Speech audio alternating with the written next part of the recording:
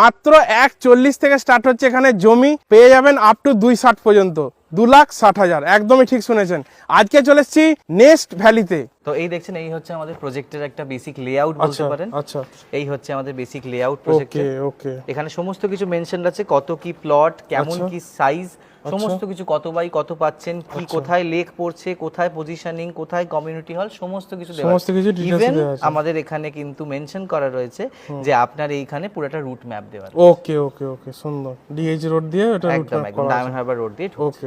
আচ্ছা, বাড়িও দেখতে পাচ্ছি, সামনে সিসিটিভি রয়েছে, সিসিটিভি তৎপরতায় এখানে বাড়ি একটা হয়ে গেছে দেখতে পাচ্ছি।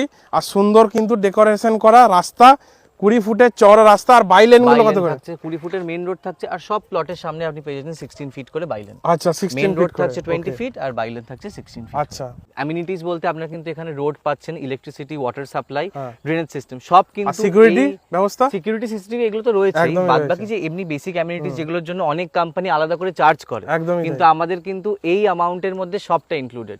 1.40 থেকে 2.60 এর মধ্যে আপনি কিন্তু এই সমস্ত অ্যামিনিটিজ আপনি পেয়ে যাচ্ছেন। তাছাড়া তো লেক থাকছে, চিলড্রেন্স প্লেগ্রাউন্ড থাকছে, কমিউনিটি হল থাকছে, সমস্ত কিছু।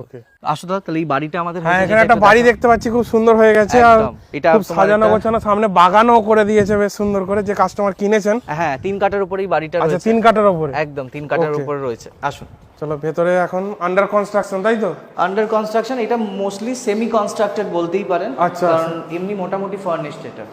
এটা টোটাল 3 কাঠার উপরে করেছে না বাড়িটা? 1.5 কাঠার উপর, 1.5 কাঠা জায়গা, চারদিক ছেড়ে 1.5 কাঠা জায়গা, 1.5 কাঠা জায়গায় বাড়ি করেছে। আর 1.5 কাঠা সামনে বাগানটা, চারদিক ছেড়ে, যেরকম প্রসেস আছে আর কি সেরকম।